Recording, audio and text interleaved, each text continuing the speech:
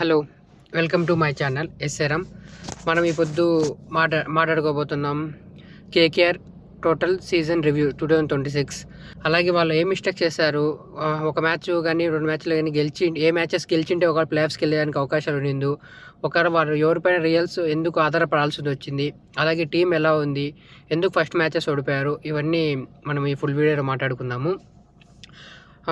వీళ్ళు ఈ season 7th ప్లేస్లో కంప్లీట్ చేశారు. చాలా బాగా అయితే ఫస్ట్లో అయితే అంత జస్ట్ 14 మ్యాచెస్ గెలిస్తే 14 మ్యాచెస్ ఆడితే 14 మ్యాచెస్లో వీళ్ళు గెలిచింది జస్ట్ 6 మ్యాచెస్ మాత్రమే గెలిచారు. 8 మ్యాచెస్ ఓడిపోయారు. అలాగే వాళ్ళు ఫస్ట్ ఆడిన 6 మ్యాచెస్ అయితే 6 మ్యాచెస్ ఓడిపోయారు. ఒక మ్యాచ్ పంజాబ్తో నో రిజల్ట్స్ ఒక మ్యాచ్ అయింది. ఆ మ్యాచ్ కానీ ఒకవేళ రియల్స్ వచ్చింది మేబీ పంజాబ్ కానీ వీళ్ళకి కానీ ఇద్దరికి ఈజీగా ఉండింది. ఆ ఒక మ్యాచ్ రియల్స్ రాకపోవడం వల్ల మళ్ళీ 16 పాయింట్స్ రాకపోయాయి, 15కి మాత్రమే పరిమితం అయ్యారు.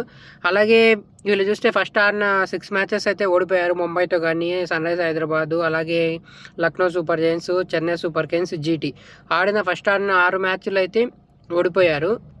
ఒక మ్యాచ్ కూడా గెలిచలేదు. తర్వాత వాళ్ళు 7th ఆర్ఆర్తో ఆడిన మ్యాచ్ అయితే ఆ మ్యాచ్ గెలిచారు. అక్కడి నుంచి వాళ్ళ విన్నింగ్ నాక్స్ స్టార్ట్ చేశారు.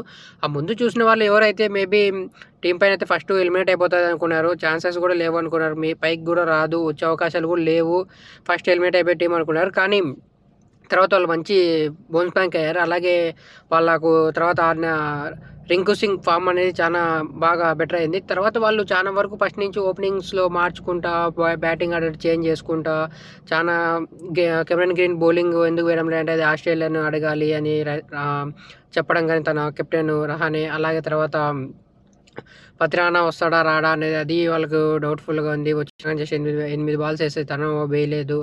అలాగే తర్వాత మిగతా నరైన్ ఎందుకు పవర్ ప్లేలో బౌలింగ్ వేయించడం లేదు అంటే దానికి కూడా తను ఏం చెప్పకుండా మాట దాటేశాడు.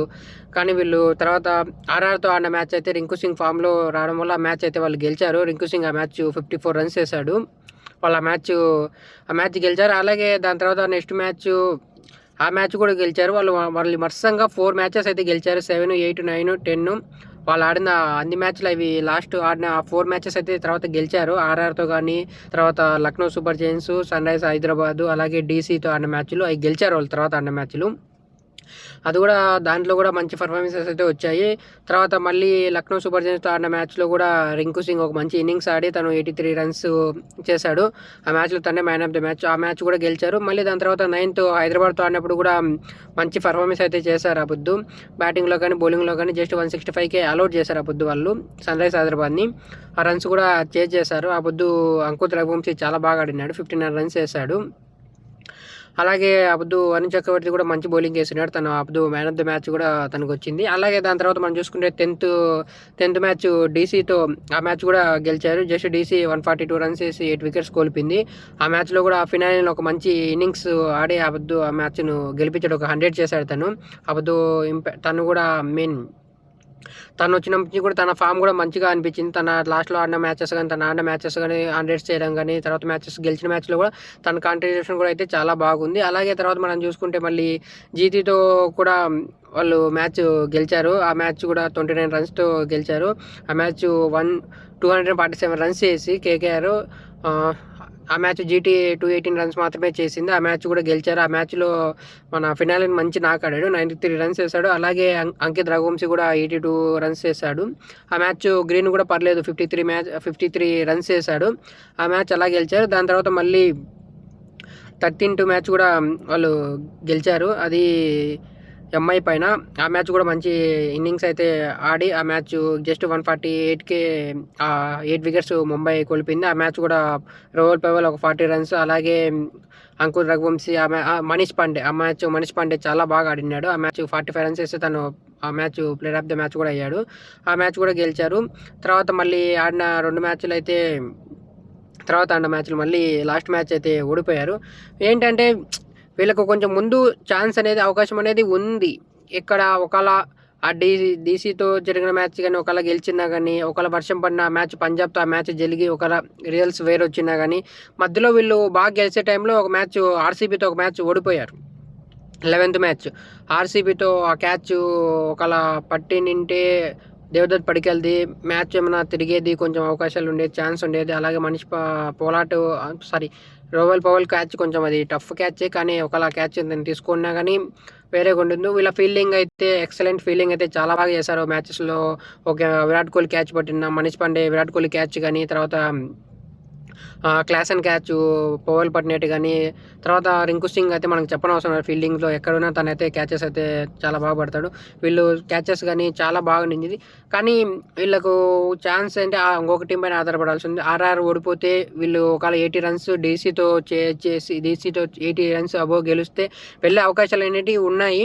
కానీ ఆ మ్యాచ్ వాళ్ళకు ఫస్ట్‌లో వాళ్ళ టాస్ పడినప్పుడే వాళ్ళకి ఆటోమేటిక్‌గా అర్థమైపోయింది. ఎందుకంటే అక్కడ ఆర్ఆర్ ఆల్మోస్ట్ ఆల్ గెలిచేసింది అప్పుడు ఆ మ్యాచ్. దానివల్ల వాళ్ళు అంత ఇంట్రెస్ట్‌గా కూడా ఆ మ్యాచ్ అయితే అనిపించలేదు. అందులో లాస్ట్ 2 మ్యాచెస్ చాలా బాగా ఆడిన అంకుట్ రఘువంశీ కూడా హెడ్‌కి తగలడం వల్ల, క్యాచ్‌కి పోయేప్పుడు టచ్ చేసుకోవడం వాళ్ళిద్దరు తగలడం వల్ల తను కూడా ఆ 2 మ్యాచ్‌లు కూడా ఆడలేదు. ఇంకా లాస్ట్ మ్యాచ్ కూడా ఎట్లా గెలిచినా వెళ్దామని చెప్పి తను ఆ మ్యాచ్ కూడా తనైతే ఆడలేదు. అలాగే ఇలా బ్యాటింగ్ కానీ, బౌలింగ్ కానీ అన్ని విధాలుగా బాగుంది. తర్వాత సునీల్ నారాయణ్ అయితే చాలా బాగా బౌలింగ్ వేశాడు. తను 13 మ్యాచెస్‌లో 15 వికెట్స్ వేశాడు. ఎకనామీ అయితే చాలా తక్కువ ఉంది తనది. 6.10 15 ఉంది. అంత తక్కువ ఒక స్పిన్ బౌలింగ్ వేయడం అయితే చాలా కష్టము. అలాంటిది నారాయణ్ తను పవర్ ప్లేలో కానీ, తర్వాత మిడిల్ ఆర్డర్‌లో కానీ ఎక్కడైనా కానీ చాలా బాగా వేశాడు. అలాగే వరుణ్ చక్రవర్తి కూడా చాలా బాగా వేశాడు. తను కూడా 11 వికెట్స్ తీశాడు తను కూడా. అలాగే ఎకనామీ 88+ ఉంది. తర్వాత కార్తిక్ త్యాగి వీళ్ళకు హైయెస్ట్ వికెటర్, 18 వికెట్స్ తీశాడు తను. తన ఎకనామీ కూడా 9 ఉంది. అలాగే తర్వాత పతిరానాకు మీద వీళ్ళ పైన నమ్మకం పెట్టుకున్నారు. తను జస్ట్ ఒక మ్యాచ్ 8 బాల్స్ ఎన్నో వేసి తను మళ్ళీ ఆ మ్యాచ్ తర్వాత మళ్ళీ తను ఆడలేదు, ఇంజూరీలో వెళ్ళిపోయాడు. అలాగే వీళ్ళకు మిగతా బౌలర్స్ కూడా కొంచెం ఇంజూర్గా ఉండడం వల్ల కొంచెం అనేది వీళ్ళకు కొంచెం ఇబ్బందిగా కలిగించేదే ఉంది. ఎందుకంటే వీళ్ళకి బౌలింగ్ కూడా చాలా బాగుంది. ఆ బౌలర్స్ కొంచెం ఇంజూరీ వల్ల లేకపోయాం. నెక్స్ట్ సీజన్ అయినా వీళ్ళు చూడాలా, ఒకవేళ బౌలింగ్ని ఏమైనా చేంజ్ చేస్తారా, లేకపోతే ఏంటి, వేరే బౌలర్ని ఏమైనా పత్రాన్ని వదిలేసి వేరే వాళ్ళకి ఎవరికైనా వెళ్తారా, లేకపోతే తను అలానే పెట్టుకుంటారా, ఎందుకంటే తనకు ఇంజూరీ ఉంది, ఆడతాడో లేదో తెలీదు. అలాగే నెక్స్ట్ సీజన్ రహానే పైన కూడా అయితే కెప్టెన్సీ పైన నమ్మకం లేదు. మరి రింకు సింగ్కి ఇస్తారా, లేకపోతే కొత్త కెప్టెన్ ఎవరైనా ట్రై చేస్తారా? హార్దిక్ పాండ్యా ట్రైన్ ఉంటుంది, ఇటు పక్క నుంచి ఏమన్నా గ్రీన్ ఇచ్చేసి అటు పక్క హార్దిక్ పాండ్యాని ఏమైనా తెచ్చుకొని తన్నేమన్నా కెప్టెన్ చేసే అవకాశాలు ఉన్నాయా చూద్దాం. అలాగే తర్వాత వీళ్ళ బ్యాటింగ్లో కూడా టాప్ రన్ స్కోరర్గా అయితే ఫినాలిన్ సెకండ్ ఉన్నాడు. తను జస్ట్ 11 ఇన్నింగ్స్లో 349 రన్స్ చేశాడు. అంకిత్ రఘువంశీ తను ఫస్ట్ ప్లేస్ ఉన్నాడు, 422 రన్స్ చేశాడు. తనే హైయెస్ట్ రన్స్ ఈ టీంకి చేసింది. అలాగే రహానే 335 రన్స్ చేశాడు తను. తర్వాత రింకు సింగ్ 270 అట్లా చేశాడు. కెమెరాన్ గ్రీన్ ఒక 355 రన్స్ ఏమో చేశాడు. వీళ్ళు మాత్రమే స్కోర్ చేశారు. బౌలింగ్లో కూడా వాళ్ళ నారాయణ చాలా బాగా వేశారు. కార్తిక్ త్యాగి, తర్వాత వరుణ్ చక్రవర్తి బౌలింగ్ కూడా పర్లేదు. అలాగే వీళ్ళు నెక్స్ట్ సీజన్కి చూస్తే మతీష్ పత్రాన్ని పెట్టుకుంటారా, రిలీజ్ చేసేసి ఎవరికి వెళ్తారో చూడాలి. మేబీ ఎందుకంటే తను ఇంజూరీలో ఉన్నాడు కాబట్టి తనకి ఏం చేయలేము. ఇంకొక విషయం ఏంటంటే వీళ్ళు పంజాబ్తో జరిగిన మ్యాచ్లో అది రెయిన్ పడకుండా ఆ మ్యాచ్ గెలిచింటే వీళ్ళకి అవకాశాలు ఉండేది. కానీ వీళ్ళు అయినా బౌన్స్ బ్యాక్ అయితే చాలా బాగా అయ్యారు. అసలు ఫస్ట్ ఎలిమినేట్ అయిపోతారు అనుకున్న టీము, కానీ వాళ్ళకి ఇంకా ప్లే ఆఫ్స్ లాస్ట్ మ్యాచ్ వరకు వాళ్ళకి ప్లే ఆఫ్స్ ఛాన్సెస్ అనేది అలాగే పెట్టుకున్నారు. అది రాజస్థాన్ ఓడిపోయి ఉంటే ఒకవేళ వీళ్ళు 80% రన్స్తో గెలిచితే వెళ్ళే అంతవరకు పెట్టుకున్నారు. ఆర్సీబీతో మ్యాచ్ ఆ క్యాచెస్ పట్టింటే చాలా బాగుండేది. ఆ క్యాచెస్ పట్టకపోవడం వల్ల, అలాగే తర్వాత అంతకుముందు ఆడిన చెన్నైతో మ్యాచెస్ కూడా రన్స్ అయితే కొంచెం తక్కువతోనే వేశారు. కానీ ఫస్ట్ ఆడిన ముంబై వీళ్ళతో ఎక్కువ రన్స్ వేయడం వల్ల నెట్ రన్ రేట్ కూడా తన ఇబ్బంది కలిగించింది వీళ్ళకు. ఆ ఫస్ట్లో అన్ని మ్యాచెస్ ఓడిపోకుండా ఒక 1 or 2 మ్యాచెస్ గెలిచింటే బాగుంది అనుకుంటారు. కానీ అలాగే తర్వాత వీళ్ళు ఆడిన మిగతా మ్యాచెస్ కూడా ఒకటి ఎక్కడన్నా గెలిచింటే కొంచెం ఛాన్స్ ఉండేదేమో అని అనుకునే స్టేజ్లోకి వచ్చారు.